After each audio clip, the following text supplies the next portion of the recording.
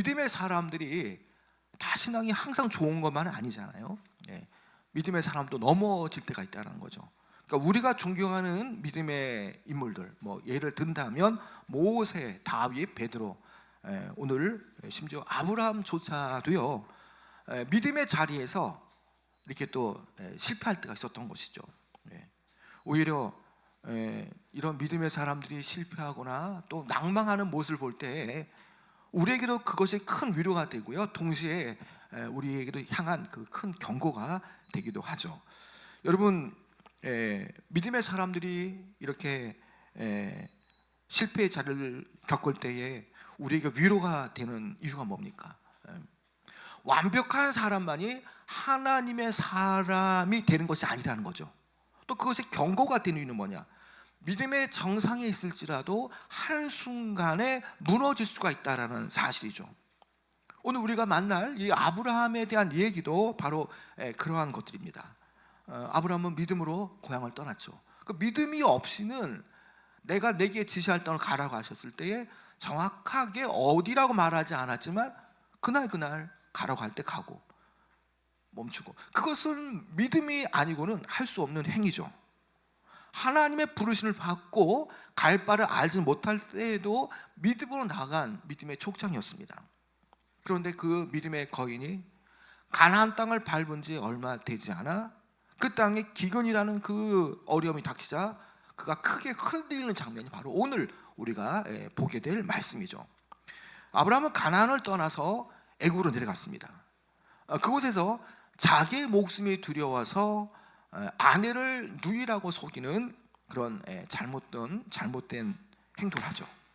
그 잘못된 모습들이 그 가족에게 얼마나 큰 위협이 되어지고 큰 위기로 몰았는지 모른다는 것이죠. 그러나 그 위기 속에서도 여전히 하나님은 우리와 함께 하시는 가운데 주의 언약 속에 있는 자들을 하나님께서 마땅히 가야 할 길로 인도하신다는 거죠.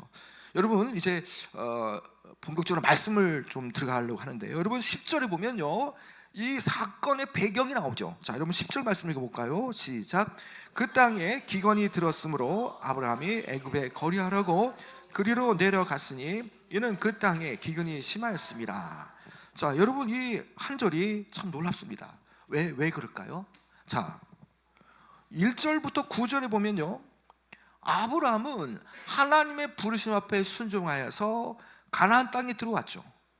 그래서 하나님께서 이미 내가 이 땅을 내게 네 자손에게 주리라 약속하셨고, 아브라함은 그 가나안 땅으로 오는 여정 속에서 매 순간순간마다 세겜이라든지 베델에서 단을 쌓고 하나님께 예배드렸습니다. 그리고 여호와의 이름을 불렀죠. 이제 막 약속의 땅 가나안 땅에 들어왔습니다. 그런데 그 가나안 땅에 들어오고 도착하니 무엇이 기다리고 있었습니까? 무엇입니까? 바로 기근이 기다리고 있었던 거죠. 기근이. 여러분, 하나님이 약속하신 땅인데 정작 들어와 보니 먹을 것이 없었습니다. 얼마나 당황스러운 순간이겠습니까? 분명히 하나님은 갈 때에 젖과 꿀이 흐르는 땅이라고 말씀하셨고 왔는데 이게 뭐냐는 거죠. 그러니까 아브라함의 머릿속에는 수많은 질문들이 맴돌았을 겁니다. 하나님이 약속하신 땅이 왜 이런가? 내가 길을 잘못 들어선 건 아닌가? 혹 내가 잘못 들은 건 아닌가? 혹 하나님이 나를 여기로 부르셨는데 혹 하나님이 나를 버리신 것은 아닌가? 여러분, 이러한 질문들은요, 오늘 우리 인생에게도 동일하게 질문되어지는 패턴이죠.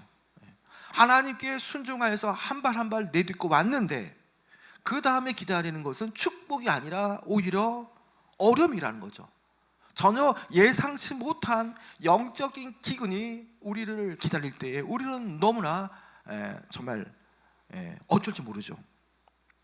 순종의 자리, 순종하는 그 자리가 정말 하나님 앞에 은혜의 자리, 편안한 자리라고 생각했는데 막상 우리의 삶에 뜻하지 않는 영적인 기근이 닥칠 때에는 우리의 기대가 과감없이 깨어지는 거죠. 여러분, 본문에서 이렇게 말합니다. 10절의 상반절에 보면 아브라함이 애굽에 거류하려 하여 그리로 내려갔으니, 자, 기근이 들었습니다. 그랬더니 그가 애굽으로 내려가려고 하죠. 가나안 땅은 기근이 들었는데 애굽은 기근이 없다고 하니 애굽으로 거류하기 위해서 내려갔다라는 거죠. 내려갔다는 거. 여기에서 이 내려갔다라는 표현이 아주 중요한 어떤 그 신학적 의미를 이렇게 함유하고 있습니다. 여기 내려갔다는 의미는 중요한 의미를 담고 있다는 건데요. 물론 이 가나안 땅과 애굽 땅의 위치를 보면 가나안 땅은 산지 높은 데 있고요, 애굽은 낮은 평지에 있습니다. 그러니까 실제로도 아브라함이 가나안 땅에서 애굽으로 내려간다는 표현은 맞죠. 왜 그렇습니까? 높은 곳에서 낮은 곳으로 내려가는 길을 가야 하기 때문이죠. 그러나 이 성경은 단순히 이것을 내려간다, 단순한 이동만으로 말하지 않는다는 겁니다. 이것은 영적 의미를 담고 있는데요, 히브리어로 내려가다라고 하는 야라드라는 의미는요, 자주 구약 성경에서 하나님의 뜻에서 벗어나서 점점 하나님부터 멀어져가는 방향의 이동을 가리킬 때 쓴 말이 바로 내려가다, 내려감이라는 의미죠. 그러니까 아브라함이 단순히 장소만 옮긴 것이 아니라 하나님을 의지하던 자리에서 점점 더 내려가는 영적인 하강의 길을 아브라함이 선택하고 있다는 거죠. 여러분, 참 가슴 아픈 대목은요, 10절에 내려가는 것에 대해서 하나님 여기까지 인도하셨는데 그가 애굽으로 내려간다고 했을 때에 이 부분에 대해서 하나님께 여쭙거나 묻거나 하나님께 뜻을 구하는 기도를 전혀 하지 않았다는 거죠. 가나안 땅에 들어올 때는 매 순간순간마다 하나님께 단을 쌓고 예배드렸던 아브라함, 그리고 그곳에서 여호와 하나님의 이름을 불렀던 아브라함이 기근이 임하자 이제는 하나님과 전혀 의논 한 번 없이 스스로 결정짓고 스스로 움직이죠. 바로 이것이 뭡니까? 이게 다 뭡니까? 이게 바로 영적 실패의 징조가 될 수 있는 거죠. 여러분, 믿음의 사람이 지금 넘어지는 순간을 우리가 지금 목격하고 있습니다. 믿음의 사람이 넘어지는 순간은 뭐냐? 어떤 일이 벌어질 때에 하나님께 묻지 않고 자기 판단으로 움직일 때에 그 시작 한 걸음 한 걸음이 이제 영적으로 실패하게 되는 그런 첫 단계가 되어지는 거죠. 여러분, 계속해서 11절 13절에 보면요, 이 아브라함의 두려움이요 이제 구체적인 거짓말로 드러나지 않습니까? 11절에 보면요, 그가 아내 사레에게 말할 때에 그대는 아리따운 여인이라. 12절에 보면 그대를 볼 때에 사람들이 그 자신의 아내를 볼 때에 나는 죽이고 그대는 살리고, 13절에 보면 그대는 나의 눈이라 말하고, 그리고 내가 그대로 말미암아 안전하고 내 목숨이 그대로 보존되리라. 여러분, 이 짧은 이 세 구절 안에요 아브라함의 내면이 낱낱이 들어가지 않습니까? 아브라함의 내면, 어떤 내면입니까? 그의 사고의 중심을 볼 수 있습니다. 나라는 거죠. 나는 죽이고 내가 그대로 말미암아 안전하고 내 목숨이 그대로 말미암아 보존되리라. 여러분, 그는 세 번씩이나 반복해서 나만을 지금 강조하고 있다는 거예요. 나만 살면 된다라는 겁니다. 나 중심의 사고는 이렇듯 실패를 불러오게 되어지죠. 여러분, 한번 정직하게 한번 이 상황을 한번 볼까요? 아브라함의 계산이 얼마나 인간적입니까? 어찌 보면 사람의 어떤 세상의 눈으로 보면 현명하게 보일 수 있죠. 자기 목숨도 건지고, 그리고 이 말씀을 우리가 쭉 따라가 보면 이제 이게 나오지 않습니까? 재물을 얻었다는 거 뒤에 자기 목숨도 건지고 결과적으로는 재물을 얻을 수 있는 어떤 영리한 전략, 어떤 정말 그 사전에 잘 포석을 두고 좋은 결말을 맺는 그런 것이 있죠. 그러나 이 계산 안에는요 한 가지가 빠져 있다는 거죠. 한 가지가 뭡니까? 하나님께서 여기까지 인도하셨던 것도 하나님이신데 하나님께서 함께 하시고 하나님께서 보호하신다는 그 신뢰를 그는 잊고 있다는 거죠. 자기 목숨도 자기 목숨이 아닌 것은 왜 그렇습니까? 하나님께서 그를 여기까지 부르셨고 멀리 갈대아 우르 땅에서 여기까지 인도하신 분도 하나님이신데 하나님께서 자기 목숨에 대해서 철저하게 지키신다는 그 사실을 그는 잊고 있다는 거죠. 그래서 아내를 위험한 상태로 내놓는 한이 있어도 자기만 살면 된다는 거죠. 그러니까 아내를 위험한 상황에 내놓는 한이 있어도 자기 살 길을 지금 마련하는 거죠. 여러분, 남편들 오늘 이 말씀을 가지고 아내분과 얘기해 보세요. 여보, 내가 하는 게 많잖아. 우리 가장인데 내가 이끌어 하는데 내가 조금 뭐 어려움이 겪어도 당신 팔고 나 살면 되지 않나. 여러분, 쫓겨납니다. 예? 이혼 당하는 거예요. 어떻게든 남자가 아내를 지켜야 될 거 아닙니까? 예, 기사도 정신을 가지고. 전혀 이게 없거든요. 이게 자기만 살겠다고 아내를 위험한 지경에 내놓지 않습니까? 예? 여러분, 이 거짓말이 얼마나 교묘합니까? 13절에 보면요, 자, 이렇게 말하지 않습니까? 여기 13절 말씀 읽어볼까요? 시작. 원하건대 그대는 나의 누이라 하라. 그러면 내가 그대로 말미암아 안전하고 내 목숨이 그대로 말미암아 보존되리라 하니라. 여기 보면 13절의 말이 교묘합니다. 거짓말인데 그대는 나의 누이라 하라. 사실 아브라함의 아내 사라가 이복 누이기는 맞습니다. 창세기 20장 12절에 가면 역시 또 다른 그랄 지역에서 또 역시나 아내를 위험한 상황에 내몰고 자신을 쏙 빠져나가는 그런 모습이 연출되는데, 그때에도 이복 누이라고 말하거든요. 실제로 아브라함의 아버지 데라가 있고 뭐 성경학자들은 이 말씀을 통해서 봤을 때에 어머니가 여럿이라고 이렇게 얘기를 합니다. 그러니까 거기에서 나온 핏줄이다 보니까 아브라함과 사레가 이렇게 이복 누이 관계라는 거죠. 그럼 이것은 절반의 영적인 진실이란 거죠. 그렇습니까? 절반의 진실이 때로는요, 완전한 거짓말보다 더 위험하다는 거죠.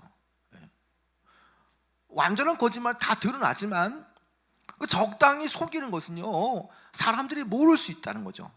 그러니까 그 마음 속에 의도적으로 속이려고, 상대를 속이려고 마음에서 나오는 것이 뭐냐? 반쯤짜리 진실이죠. 여러분, 뭐 100% 거짓말은 다 거짓말인 거 알지 않습니까? 무서운 거는 어느 정도 팩트와 사실이 있는데 그 뒤에 넘어갈 듯 할 때에 50%의 가짜를 이렇게 될 때에 사람이 속이시지 않습니까? 사람이 속이시다는 거죠.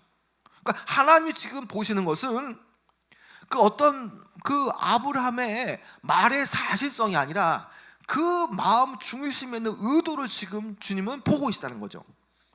오늘 우리의 삶에도요, 이 절반의 진실이 얼마나 많습니까? 반쯤은 맞지만은 또 반쯤은 아니라는 거죠.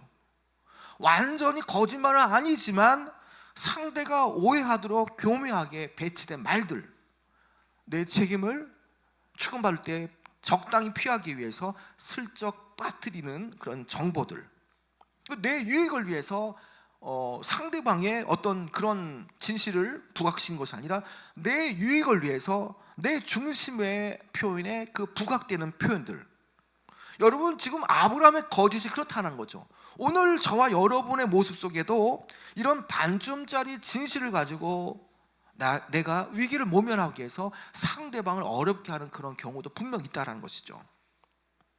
예. 여러분, 14절 16절에 결국 이 거짓말의 결과는 어떻게 드러납니까? 예. 여러분, 14절에 보면요, 애굽 사람들이 그 사라, 그 여인의 심히 아름다움을 아리따움 보았고요. 15절 어떤 일이 벌어집니까? 여러분, 15절 16절 읽어볼까요? 15절 16절 시작. 바로의 고관들도 그를 보고 바로 앞에서 칭찬함으로 그 여인을 바로의 궁으로 이끌어 들인지라. 이에 바로가 그로 말미암아 아브라함을 후대함으로 아브라함이 양과 소와 노비와 암수와 나귀와 낙타를 얻었더라. 자, 이 거짓말의 결과, 아브라함의 아내를 본인이 살기 위해서 누이라고 말하면서 그 위험한 상황을 빠져나갈 때 이 거짓말의 결과가 들어가지 않습니까? 여러분, 이 세 구절 안에는 아주 아이러니한 장면이 나옵니다. 자, 아브라함이 거짓말로 목숨을 건진 결과가 무엇입니까? 양과 소와 노비와 암수, 나귀, 낙타라는 엄청난 재산을 얻었죠. 표면적으로는 아주 성공한 것처럼 보입니다. 그런데 그 대가가 무엇입니까? 그 대가로 그의 아내가 바로의 궁으로 끌려가 버렸다는 거죠. 여러분, 바로 이것이 바로 죄의 논리라는 겁니다. 죄의 논리. 죄는 언제나 우리에게 어떤 추악한 면을 보이지 않습니다. 좋은 것들을 보이고요, 죄는 언제나 즉각적인 이익을 제시합니다. 그러나 그 이익 뒤에, 그 죄의 어떤 탐닉과 죄의 결과로 얻어진 그 이익은 반드시 우리가 잃어서는 안 될 그 무언가를 잃게 만든다는 거죠. 아브라함이 얻은 것은 낙타와 수많은 어떤 노비와 양 이런 것들이지만, 정말 더 중요한 게 뭡니까?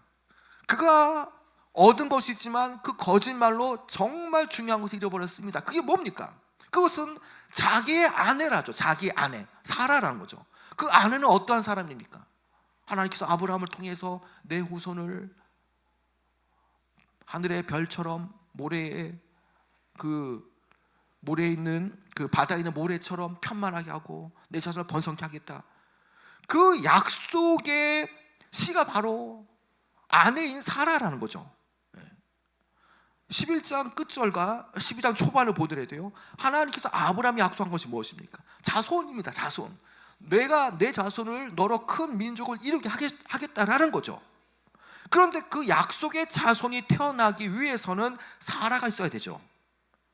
그런데 지금 사라가 어떻게 됐습니까?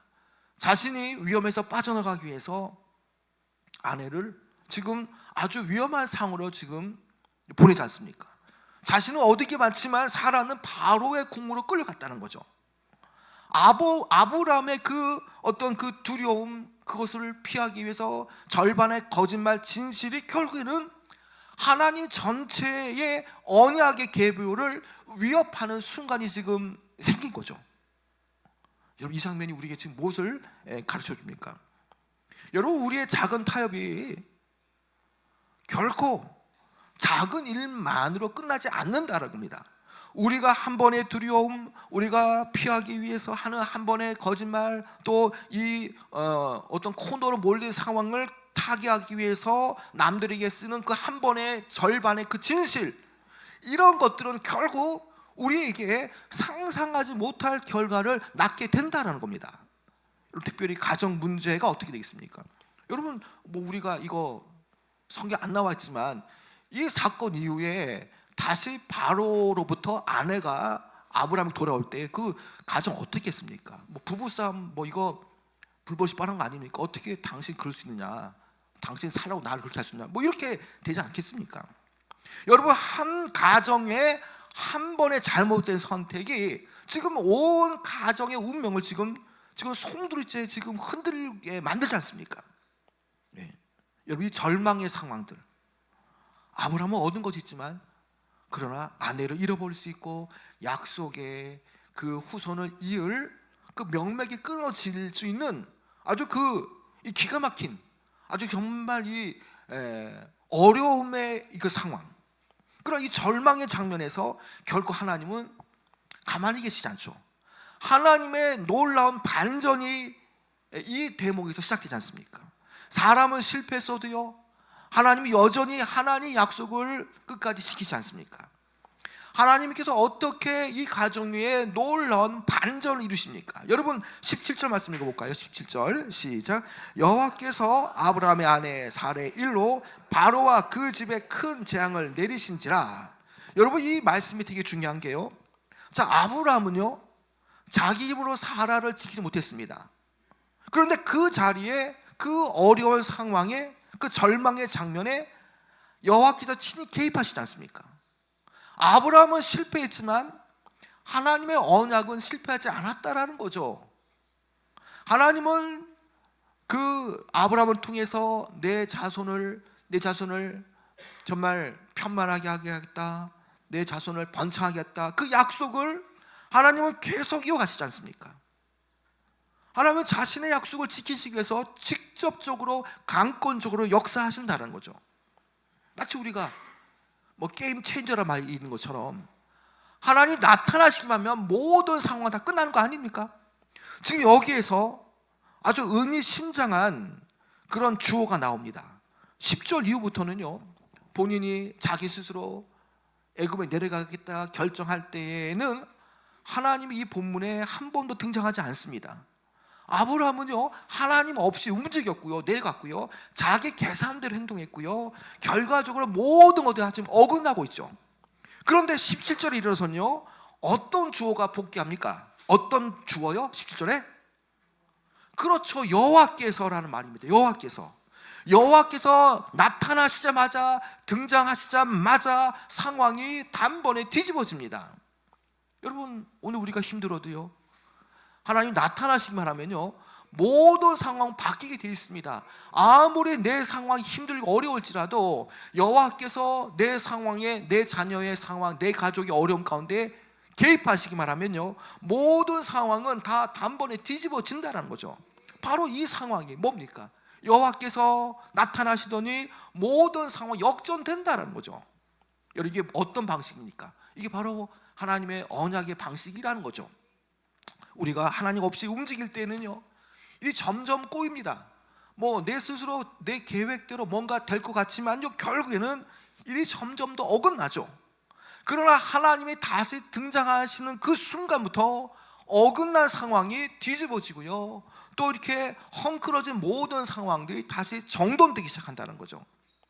여러분, 놀라운 것은요, 18절 19절에 보면요, 여러분, 지금 누가 누구를 질책하고 있습니까?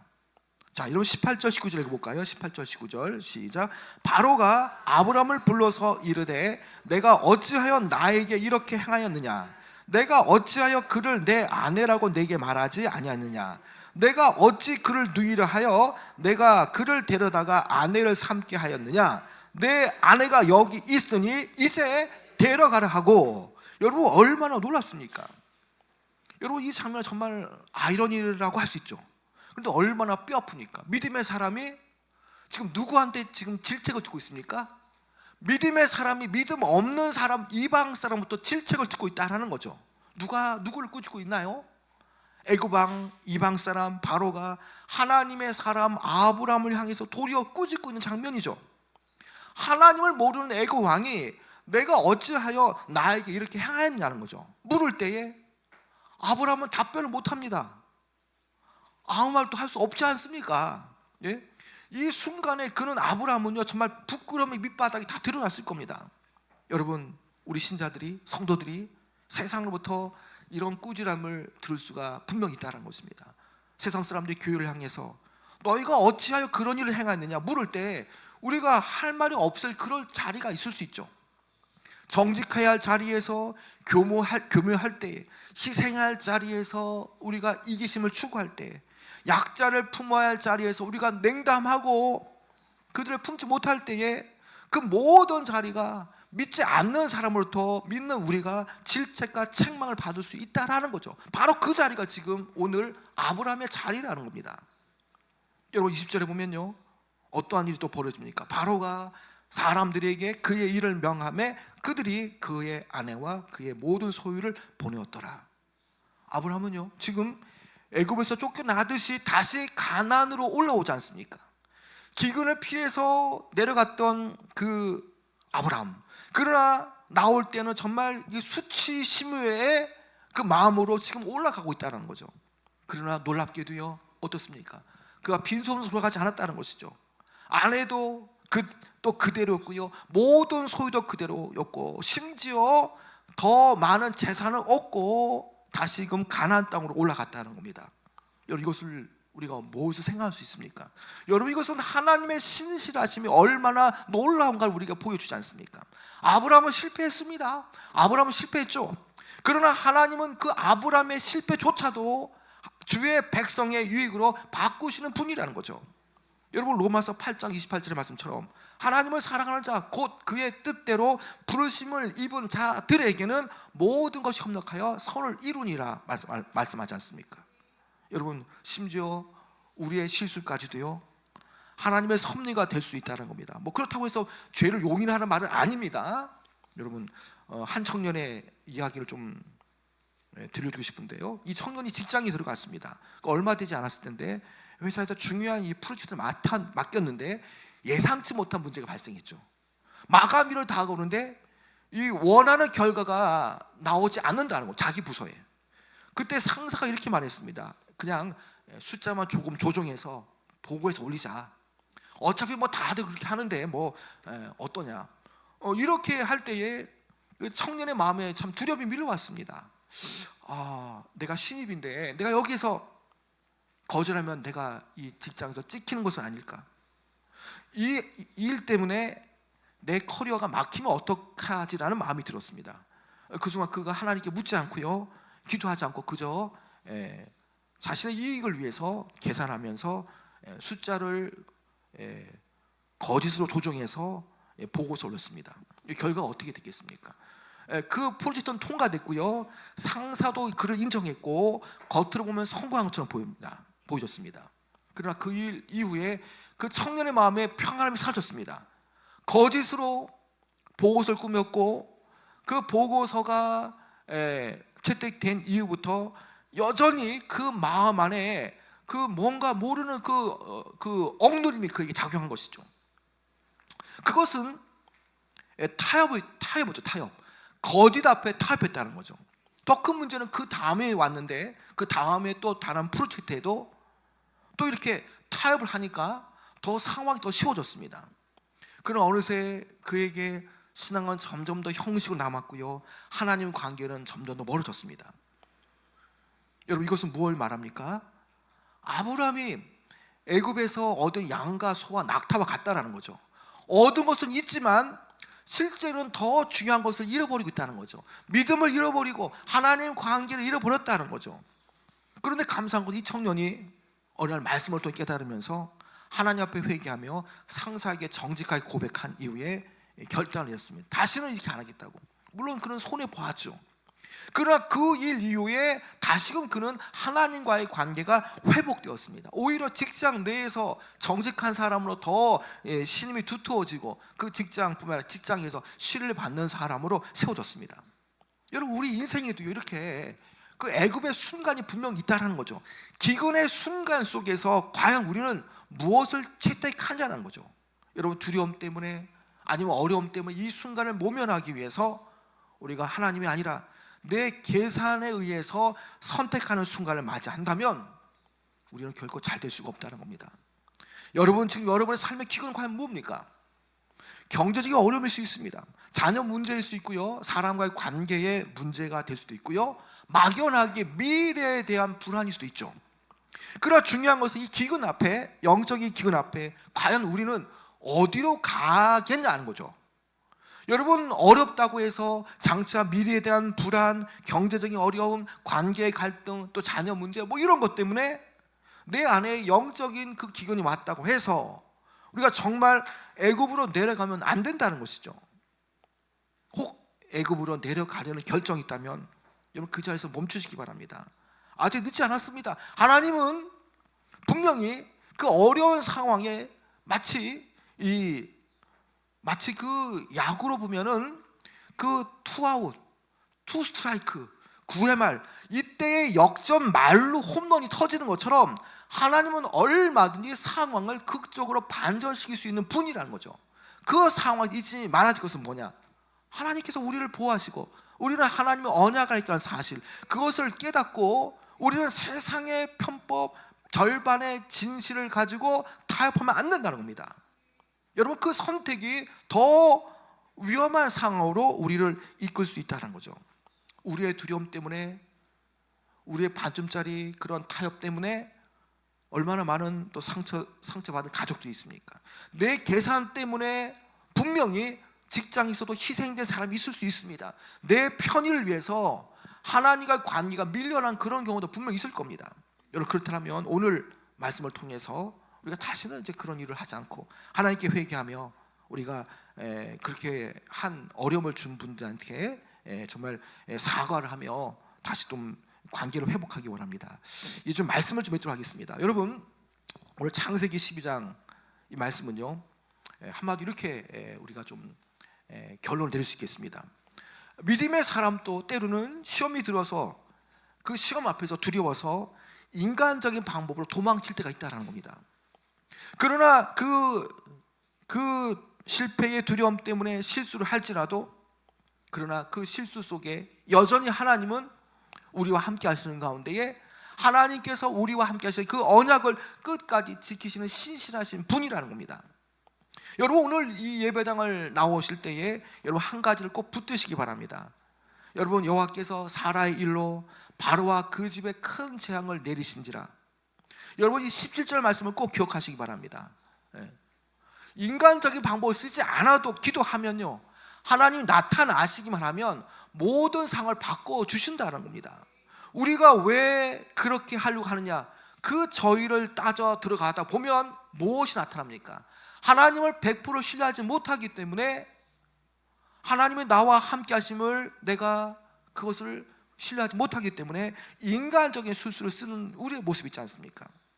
여러분, 한 번의 실수 이제 우리가 계속하면 안 됩니다. 여러분, 그러나 중요한 것, 하나님 끝까지 여러분을 포기하지 않으신다는 거죠. 여러분, 지금 우리가 혹 이런 일이 반복된다면 마치 믿지 않는 바로가 믿는 그 아브라함에게 왜 이런 일을 했느냐라고 이렇게 수치스러운 질문을 할 수 있지 않습니까? 또 우리의 이 인생이 믿지 않는 자들에게 수치스러운 장면으로 덮여지지 않기 위해서는요, 그 페이지 위에, 인생의 페이지 위에 하나님의 은혜의 장을 주님께 쓰실 수 있도록 내 삶을 내가 다 주도하는 것이 아니라 마치 여백처럼 하나님께서 하신다, 하나님께서 일하신다, 하나님께서 동행하신다, 하나님의 측면에서 나는, 내 가족은, 내 자녀는 언약 안에 있다, 하나님께서 충분히 반전하시고 내 문제를 해결해 주신다, 그 믿음을 가지고 우리가 한 발 한 발 나가야 한다는 것입니다. 여러분, 아브라함도 넘어졌습니다. 베드로 넘어졌습니다. 다윗 넘어졌습니다. 그러나 그들이 다시 일어날 수 있는 이유는 뭡니까? 하나님의 신실하심 때문에 그들이 다시 일어났지 않습니까? 여러분, 그렇다면 이제 우리가 혹 영적인 기근이 올지라도 여러분 애굽으로 내려가지 않으시기 바랍니다. 여러분, 가나안의 기근이 애굽의 풍요보다 낫습니다. 왜 그렇습니까? 가나안은 하나님께 약속하신 약속의 땅 아닙니까? 아무리 어려워도 우리가 인간적인 방편을 쓰는 것보다 오히려 좀 어렵지만 하나님께 속해 있다면 하나님은 반드시 문제를 해결해 주신다는 것입니다. 여러분, 오늘 이 말씀 꼭 붙잡고요, 우리가 애굽으로 내려가지 않고 또 기근 앞에도 우리가 정말 어떤 그 위기를 모면하기 위해서 우리가 그런 절반의 진리, 진실, 그런 거짓 이런 거가 아니라 정말 하나님의 신실하심 위에 서시며, 그리고 하나님께서 나와 함께 하신다, 그 믿음을 가지시고요, 막연하게 불안함, 두려움이 아니라 하나님이 내 가족 위에, 내 인생 위에 함께 하시 믿고 믿음으로 나가시는 귀한 여러분 되어지길 축원합니다.